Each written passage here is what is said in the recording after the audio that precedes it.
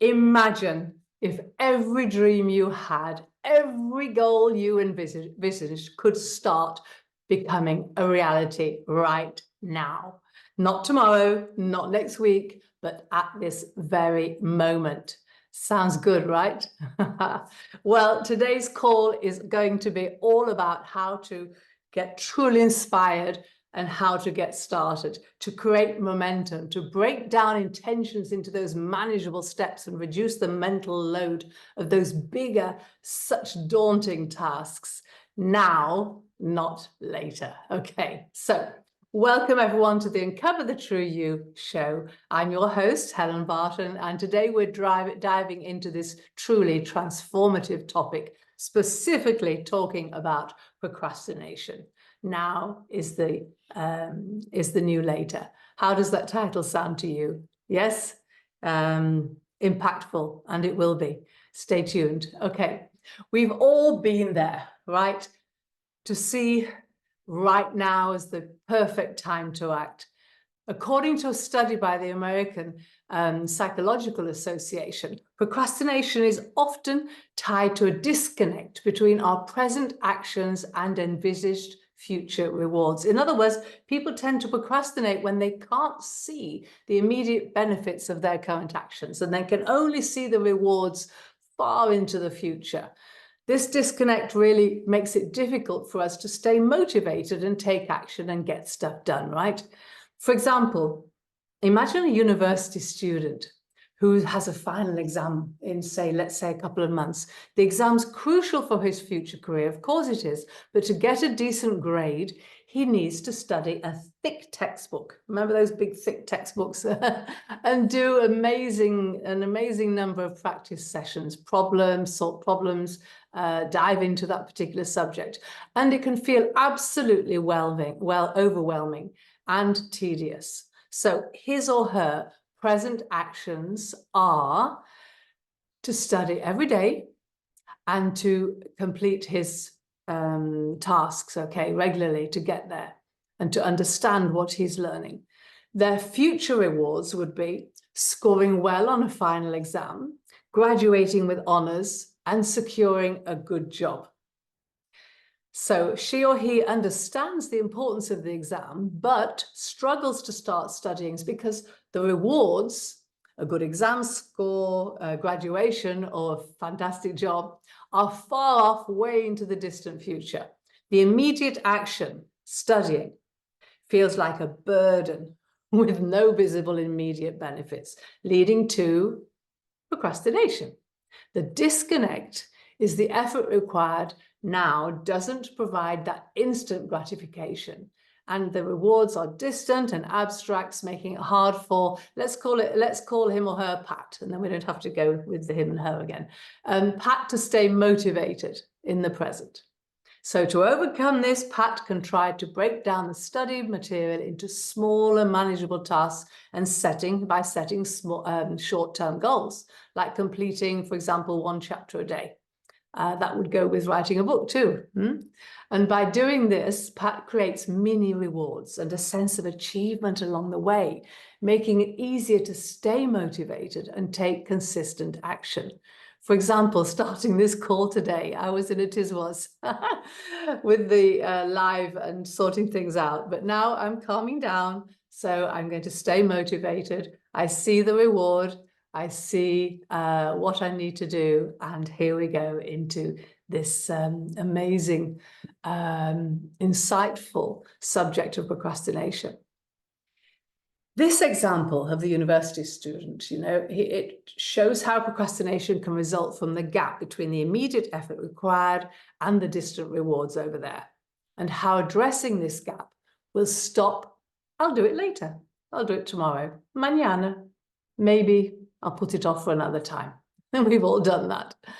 So the key to overcoming putting things off, doing things later, procrastination, is to completely shift our perspective by focusing on what we can do today to get to our goals, no matter how small. And once we realize that, we can start by bridging that gap, drawing it closer together. So let's take a moment and think about this. Why do we wait for that right moment.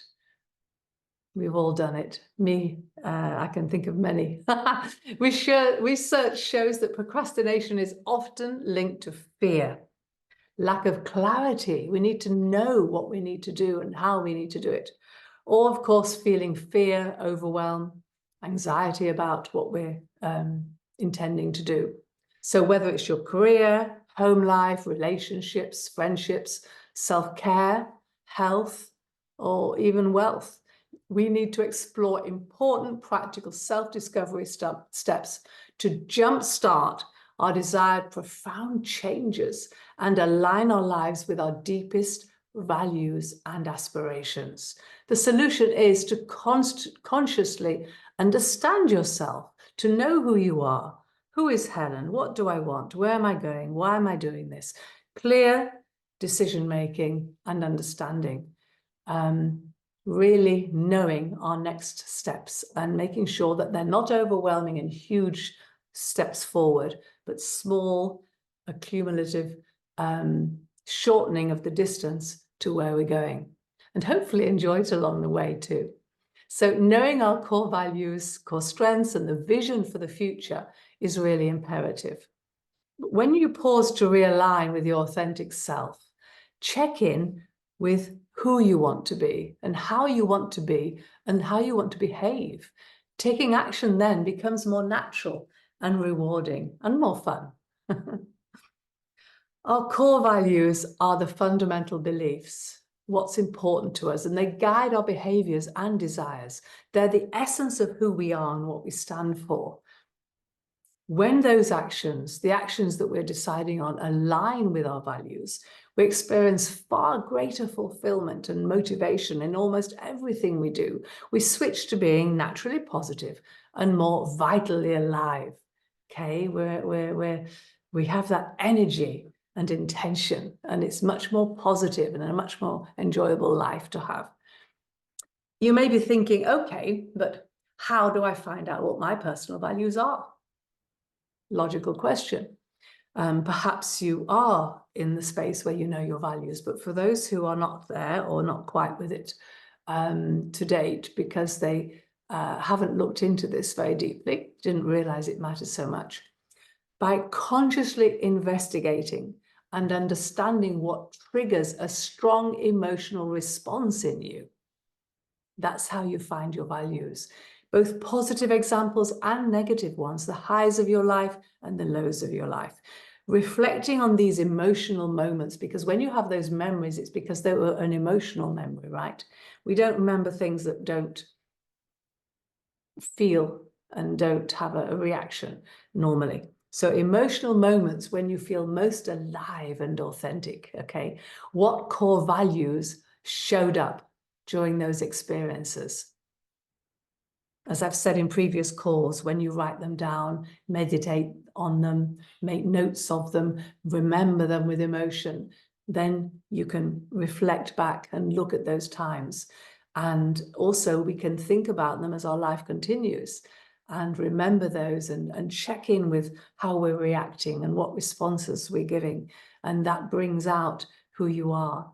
Think about moments when you felt or feel truly happy, fulfilled, proud of yourself or proud of someone else. What was happening during those times? What values were being honored?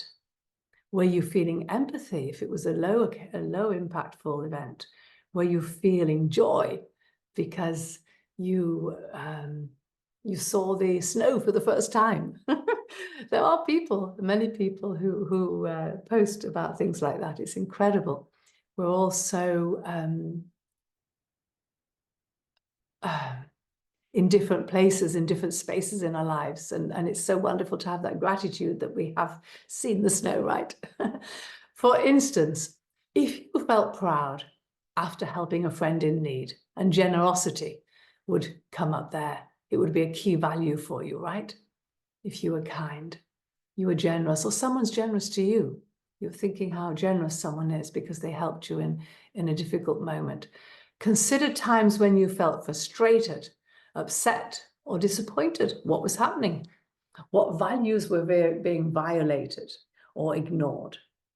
For example, if you felt angry when someone lied to you, honesty might be a significant value to you. Trust, trustworthiness, honesty, truth. Look for patterns in your experiences. What themes or values constantly appear? It can help you pinpoint what truly matters to you. If you have some occurrence that just happens and thinks, oh, I must have a value of so-and-so. No, it's when it repetitively happens and you feel emotionally involved. Our reactions clearly highlight our core values, and once identified, as I said, write them down, keep them visible as a constant reminder to align your actions with your personal values every single day. And that's how we uncover who we are. Let's take a look at our day-to-day.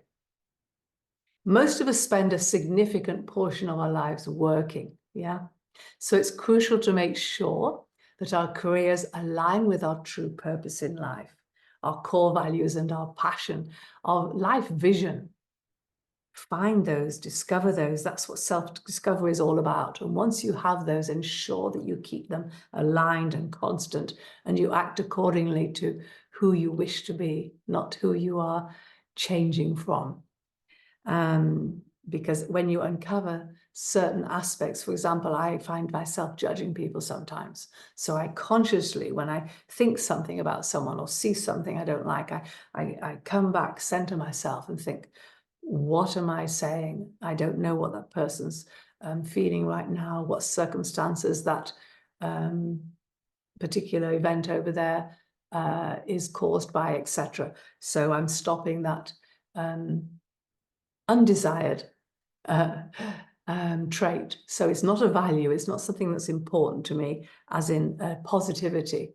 It's something that really is to be aligned and worked on to make me a better person. And I'm growing all the time, as we all are. So there we are. A Gallup poll found that 85% of people worldwide are on automatic pilot and consequently disengaged at work. And that often stems from misalignment between personal values and job roles. We spoke about when you're in a car and you arrive at your destination and you've been so busy thinking about something or talking to someone in the car with you that you don't remember when you get there because you are on automatic pilot. It's something that you do you do something habitually and it becomes a normal response of the body, and you can be somewhere else with your mind. So I didn't explain that very well. We'll get back to that. So let's begin by evaluating your current job. Does it align with your values? If not, what changes can you make? Do you want new responsibilities, additional training, or are you considering career change? Don't be afraid to discuss your values and aspirations with your employer and co-workers. Many companies are waking up to the fact also that when they're willing to accommodate employees who take the initiative to align their roles with their personal strengths and values, it helps with both employee and client retention. It's creativity also and productivity, not forgetting the resultant job satisfaction. It's very beneficial when you are employed by a company who has their mission statement, their vision statement, and they have their company values written out in all their company documentation. And they are looking for employees who have similar values. They're aligned with the purpose of the company. And that way, as I said before, is better client retention and really a better fit for both employee and employer. And what about home life? Thinking about home life, right? Home life. How can we create an environment that nurtures our true selves? So your surroundings, you have the surroundings at work, we've just spoken about, now surroundings at home. A study by the Environmental Protection Agency said they confirmed that improving our family connections and living environment can significantly enhance mental health and productivity. We're happier, we're healthier. Our home should be sanctuaries, our safe place where we can reflect our values and support each other's well-being, right? again, onto friendships and relationships that I spoke about last week. So at home in your space, start by decluttering your space. Remove stuff that doesn't serve a purpose to you anymore or doesn't make you smile anymore. Keep that stuff that makes you happy. I have a plaque out in the garden. It's a beautiful sign. And just because I've mentioned it, I can't remember now. Something about being happy in the garden makes you smile. Introduce elements into your life that reflect your values. You can buy nowadays online in certain departments or in these shops in the malls, a little smile sticker, and it says smile with a smiley face. Pop it somewhere so when you wake up in the morning or in the bathroom and it makes you remember to be positive in the morning. Surround yourself with elements that reflect your personal values, like family pictures, pet photos, yeah? Meaningful artwork, or plants that promote tranquility. I've got a lily pad here, lily pad cactus with a pretty bird. So, my happy place, nature garden. Create a routine also that supports your values. It's crucial. So be surrounded by a really happy atmosphere as much as you can. And also look at what you're doing all day, okay? If family time is important to you, then designate specific times for family activities. If you value personal growth, then create a special place for quiet reading and meditation, contemplation, reflection on how you're doing, what you need to do today, what you tomorrow, etc. Looking back and congratulating yourself for what you did well today. And sorting out everything in your mind. Take time to be with you and really reflect on where you are and what you're doing. Last week, we spoke about relationships, as I just mentioned. Strong, supportive relationships are vital for happiness and well-being.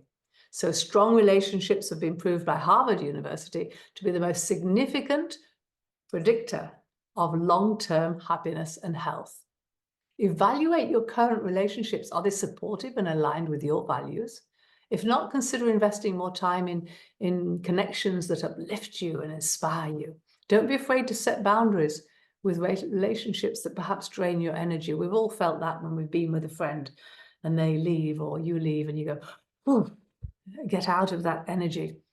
Get back to the positivity. Cultivate ones that align with your self-truth, who you are. Excuse me. Being proactive in making new connections. Join groups or communities that share your interests and values. Authentic connections are built on shared experience and mutual respect. So think about that one. Groups, communities, associations. Perhaps you have a specific charity that you donate to. Perhaps you go and help. Maybe you go to the retirement homes and talk to people who are lonely because they have no one to visit them. Think about other people who are doing the same, who feel the same, have the same core values, the same strengths as you do, compassion perhaps in this case, understanding, empathy, connection.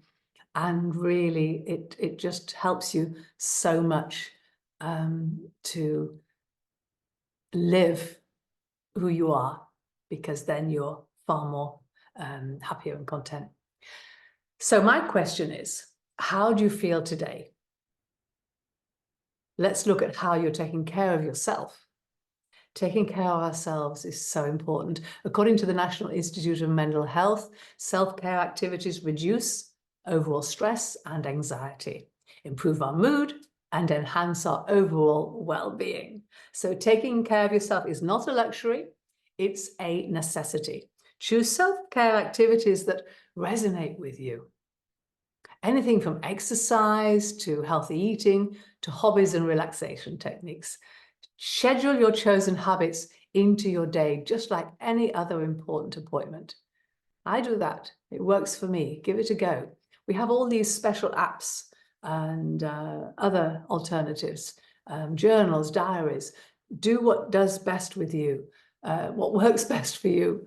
I just find that putting it up on my schedule in my Google really works. I've tried everything else. Occasionally, obviously, we write other things down, journal, but as a reminder and to set an alarm, we have alarms nowadays on our phones everywhere we wish, set a reminder. And then you can put the anxiety away, the stress away, because you know you're not going to forget it, right? Mindfulness practices, meditation, journaling, also, as we said, can be incredibly useful and impactful. They help us stay present, connected, making it easier to identify and take action on what intended goal we need to take action on, get things done. Our physical and mental health both have profound effect on overall quality of life. Now is the time to ensure we're taking the best care of our bodies, not later. Regular physical activity we spoke about, a balanced diet and adequate sleep are the cornerstones of good health. If you struggle to stick to good habits, start small with short bursts of activity at first. Use the stairs instead of the elevator, or the lift as you want to call it. Commit to a gym membership. Go, now not later. Many people commit and don't go. I used to have a gym, Studio One in Fuengirola, and we had far more members than people who actually use the gym.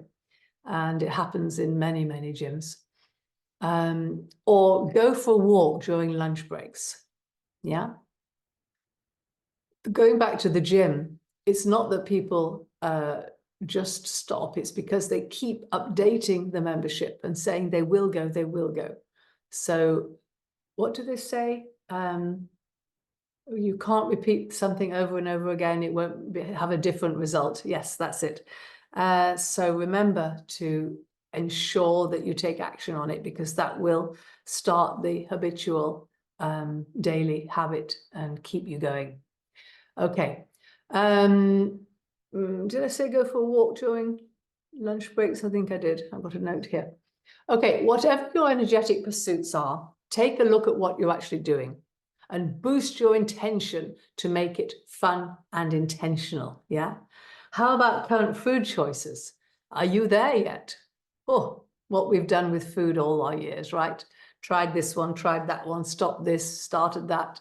Oh, that sounds like a good one. My friend did this and she got results. Whatever you're looking for, whether it's putting on weight, losing weight, muscling up, many, many things. That's a whole new subject, and I'll do a whole live show on health soon.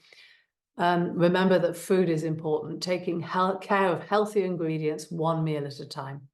Vegetables, fruit, beans, pulses, nuts, seeds, water, hydration, Celtic salt, not table salt. Table salt's bleached.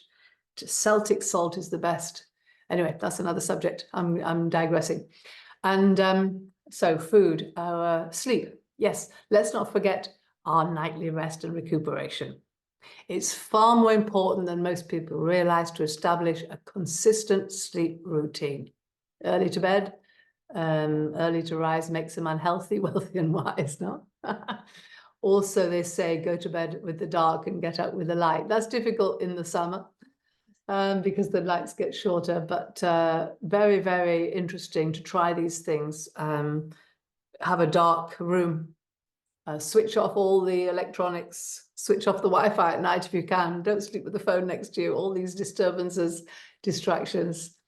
For fascinating insights in sleep, I highly recommend a book by Matthew Walker, Why We Sleep, a fascinating book. It's packed full of really valuable motivational information.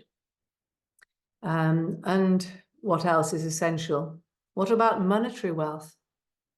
It's like oxygen these days, unfortunately. Unfortunately, financial well-being is also a high priority aspect of living a fulfilled life these days. So how can we align our financial habits with our values and goals? A report by the National Financial Capability Study found that individuals who plan their finances are far more likely to feel financially secure, less stressed, and more content due to the added choice flexibility in their lives. Being, what would we say, away from the worry of a difficult financial situation, really gives us more flexibility. That's true. But there are many, many things more important than money, right? So let's concentrate on those also. But it is important to start creating a budget that reflects your values and priorities. Allocate funds to areas that matter most to you, whether it's saving for the future, investing in experiences, or supporting causes you care about. Set clear financial goals, break them into manageable steps, and check your progress regularly. Always check your progress. Many people are buying silver and gold coins right now because of present world uncertainties, just in case. A lot's going on, but always reflect and arrange your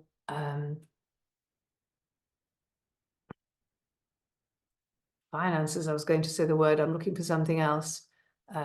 If you have an accountant, then it's easier, but arrange or plan is better to say. Plan well so that you don't come to those bit bumps in the road, as least as possible anyway.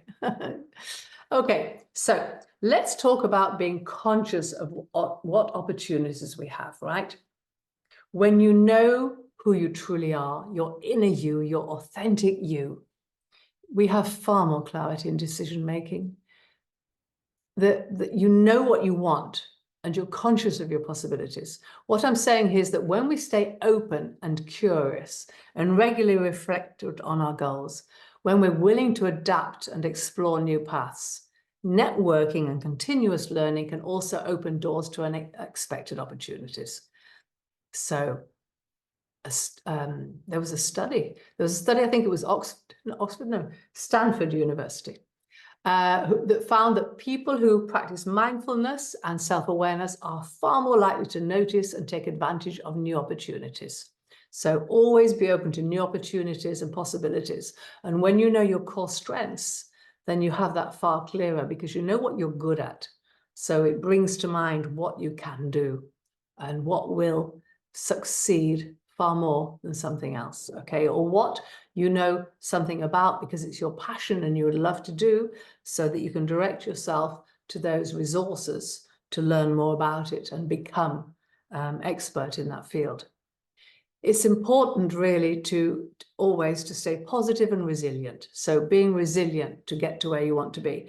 Not every opportunity will lead to success, of course, but every experience provides valuable lessons. Wow, there have been so many different aspects about changing ourselves, right? To kick procrastination out of the way. I'd like to ask you some questions for you to ponder on, and get in touch with me if you want to talk about it more or you want to share them with everyone. Based on what we've discussed today and about bridging the gap between the present actions and future rewards that we spoke about at the beginning, what one small step do you think you can take in the next 24 hours towards a long-term goal you've been holding back on, putting off, leaving for tomorrow, procrastinating on? Think about that one. And how do you plan to hold yourself accountable for doing that step, this step?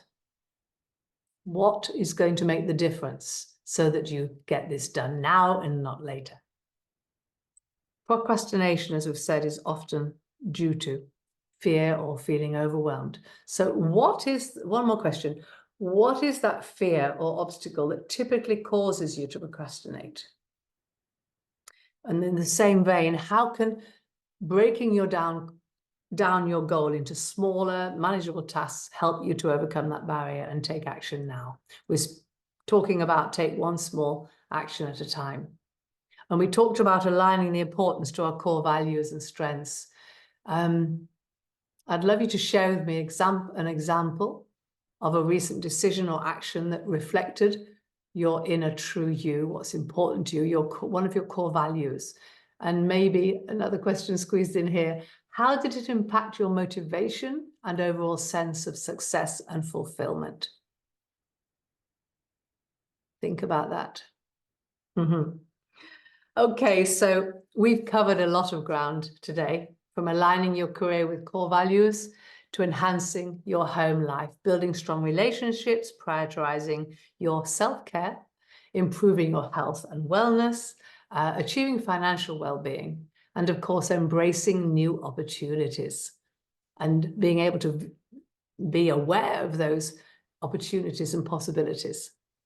Remember, the key to unlocking your true potential lies in taking action now. If there's anything you take from this today, just please keep the word now up here. By understanding your core values, setting clear goals, and making informed, intentional choices, we can really take impactful action to transform our lives and influence and help other people too. This has a rebound effect, a ripple effect for other people, which is absolutely fantastic. So transforming lives into ones we truly enjoy and also affect, as I said, those we love. The journey of self-discovery and action is ongoing. So stay committed, stay mindful, and most importantly, believe in yourself. Self-belief is so critical. Each small step you take today contributes to your success tomorrow. So if you're having problems with self-belief, accomplish something today. Pat yourself on the back that you did it, you achieved it, and then it'll contribute to tomorrow because you learned something new and you had more inspiration and motivation to continue with what you're aspiring to do and to be who you're aspiring to be. Thank you for joining me on this journey of self-discovery and transformation. I hope you feel more inspired and empowered to move forwards and make the most of every moment of your precious life. I'd like to leave you with this thought-provoking sentence. The future belongs to those who believe in the beauty of their dreams and take action to make them a reality starting now. That's it for today's episode of the Uncover the True You show. Until next time, stay true to yourself, take action, and remember that now is the new later. I hope you're not too sick of me repeating that, but I really want to ingrain it into our minds and our memories now, not tomorrow. Next week on Thursday, the 30th of May next, we'll be talking about the power of visualization and manifesting your goals and dreams. So another step, being conscious of who we are, what our values are, what our strengths are, our vision in life, our envisaged future, the mission to get you to that vision, and having the steps, small steps at once, 3 maybe a day, 1 a day, the most important, prioritize them, and having the steps to get towards your goals, okay, goal setting. We are going to talk about discussing now the way you can help by your thinking, your thoughts, your actions, your beliefs, your confidence, and so much more. We're going to do, I love this subject, I get excited about it, excuse me, discussing the science and techniques behind visualization and how it can be used to achieve your personal and professional goals. We're going to include exercises and real-life successes. Don't forget that you can connect with me by booking a one-on-one call using the link in the description to talk about procrastination struggles and how to get started and set on the right course to change things around. Have a wonderful rest of your day, and I look forward to seeing you next week when hopefully I will get this live connection organized and on spec and have growth from what I've learned today. Thank you for your patience and being here on this presentation. And I wish you, as I said, a very positive weekend and beginning of next week until Thursday. I look forward to seeing you then. Thank you so much. Ciao for now. Have fun too. Enjoy.